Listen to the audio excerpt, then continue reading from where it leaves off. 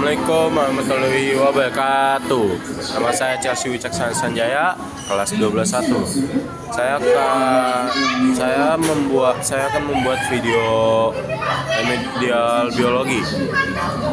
Untuk teman-teman dan Bu Emi, mohon maaf karena sedikit basic, soalnya ini sedang menonton video di kelas ya, Bu. Oke, Bu, yang pertama itu ada. Oke, Bu, buat soal pertama nih, Bu. Sebutkan 3 perbedaan pertumbuhan dan perkembangan contoh. Disertai contoh. Buat tumbuhan itu ada yang namanya kuantitatif dan irreversible. Kuantitatif itu dapat diukur. Kalau misalkan irreversible itu tidak bisa kembali. Terus contohnya itu bertambah tingginya tanaman. Terus kalau misalkan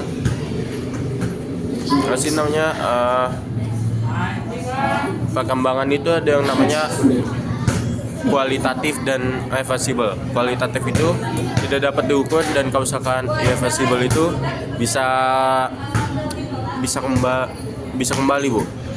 Contohnya itu matangnya organ reproduksi, Bu. Terus kalau misalkan itu ya, Bu. Situ misalkan nomor 3, Bu. Nomor 3 itu yang di sini, Bu. Maaf, Bu, saya gambarnya itu nggak ada, Bu. Lagi dipakai sama teman. Nih, Bu. Gambarnya kayak gini, Bu. A dan B. Terus pertanyaannya itu pernyataan yang tepat berdasarkan gambar tersebut adalah tuh, Bu. Nah, saya jelasin, Bu. Kalau misalkan yang A-nya itu yang tumbuh begini itu, kenapa dia lurus nih? Bu? Karena terdapat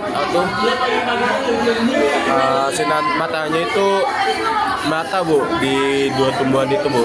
Terus kenapa yang B ini ada melengkung, Bu? Karena kekurangan sinar mata, Bu. Jadi sinar matanya itu nggak merata, dia itu melengkung gitu, Bu. Oke, Bu. Tuh, yang 6, Bu. Jelaskan bagaimana tumbuhan teh yang sering dipangkas bentuknya justru dapat meningkatkan jumlah cabangan dan jumlah daun muda yang terbentuk. Nih, Bu, karena adanya hormon sitokinin yang merangsang pertumbuhan kuncup lateral. Terus itu yang selanjutnya itu ada 8. Jelaskan bagaimana sitokinin dapat menunda pengguguran daun karena adanya proses senescence. Oke, yang nomor 9, Bu. Nina merendam biji kacang hijau dalam air selama 2 jam. Dalam 2 jam.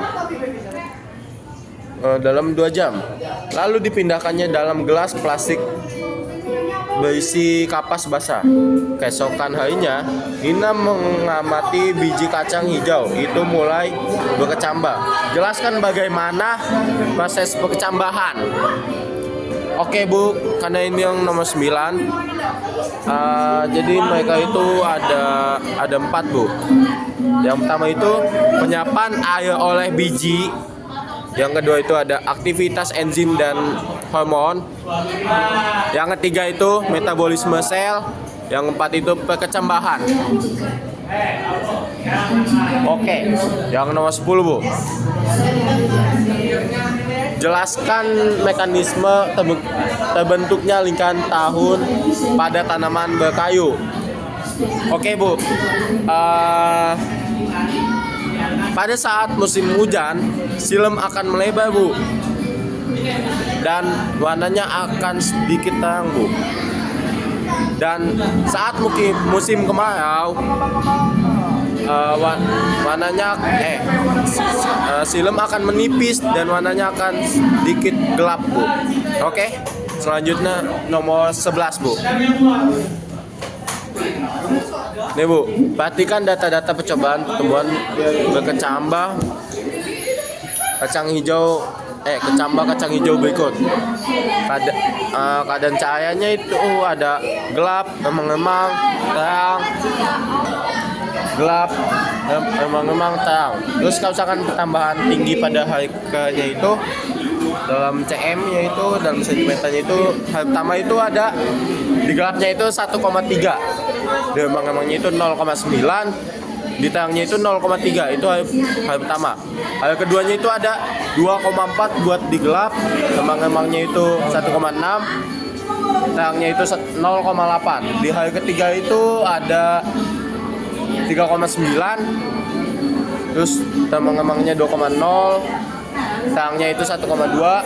Hari keempat Bu, itu ada 5,3, 2,2, 1,1, 1,4. Di hari kelima itu ada 8,0, 3,4, 2,1. Itu buat terang, gelap, dan remang-remang Bu. Nah, lanjut, jelaskan analisis dan kesimpulan berdasarkan data tersebut. Oke Bu, karena terdapat proses etiolasi sehingga berpengaruh pada tinggi tumbuhan. Itu yang ketiga, yang ke-13 Bu, soal 13 Bu. Ya Bu, perhatikan grafik kecepatan pertumbuhan suatu tanaman berikut. Berdasarkan grafik, sebutkanlah 3 hasil analisis yang tepat Bu. Nah Bu, yang pertama ini karena pertumbuhan dipengaruhi oleh suhu. Yang kedua itu pertumbuhan tercepat itu dialami oleh suhu 25 derajat Bu. Pada suhu C itu pertumbuhan sangat lambat. Oke Bu? Oke. Oke Bu, saatnya nomor 15 Bu. Oke? Oke Bu. Jelaskan mengapa tanaman tersebut dapat menuju ke arah sinar yang datang. Nih Bu. Ya Bu ya, Bu. Nih tuh. Tuh ya Bu ya, tuh. Oke Bu. Oke. Ini kan bengkok gini ya Bu ya, tuh. Karena adanya hormon auksin Bu. Makanya tanaman berhenti berkembang dan mendekat ke arah sinar matahari Bu. Jadinya bengkok gitu ya Bu. Dari gini nih kena sinar matahari. Terus jika matanya nggak ada nih jadi bengkok gini Bu. Jadi bengkok gitu. Kalau nggak gini. Oke Bu. Oke. Habis itu yang 16 Bu. Jelaskan yang dimaksud dengan pertumbuhan primer dan sekunder, berikan contoh. Nih Bu ya. Saya ngeliat soal ya Bu, bukan ngeliat jawaban ya. Tuh. Oke Bu. Oke. Yang pertama itu primer Bu. Primer itu proses pertumbuhan yang terjadi di ujung batang. Contohnya itu ada bayam dan tomat Bu.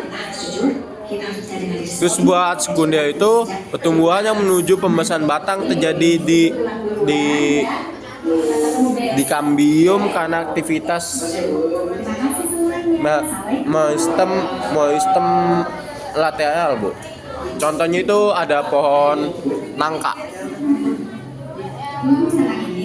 Oke Bu, kita lanjut nomor 17. Oke 17 ya Bu. Jelaskan yang dimaksud dengan etiolasi, berciri-ciri tanaman yang mengalami etiolasi. Oh. Oke Bu. Nomor 17 itu tumbuhan yang sangat cepat di tempat gelap, kondisi tumbuhan lemah, batang yang tidak kokoh Bu. Dan daunnya itu kelihatan, dan daunnya itu kecil dan tampaknya itu pucat Bu. Oke Bu, yang nomor 18 nih Bu. And then the last point Bu. Jelaskan yang dimaksud dengan fotoperiodisme. Ada saya jelaskan ya Bu ya. Fotoperiodisme itu adalah reaksi fisiologis organisme dengan panjang siang atau malam. Dengan panjang siang atau malam Bu. Nih ya Bu ya, tuh saya ngeliat soalnya Bu tuh. Dengan panjang siang atau malam. Terus yang ada karena pengaruh fotoperiodisme. Sebutkan. Fotoperiodisme itu ada 3 Bu. Ada 3 macam Bu. Ada hari pendek, hari panjang, dan hari netral. Oke Bu. Sekian penjelasan saya di hari ini, di dalam video ini. Mohon maaf bila saya ada salah pengucapan kata dan mohon maaf juga. Di sini sangat basic Bu. Saya akhiri di sini ya Bu. Assalamualaikum warahmatullahi wabarakatuh.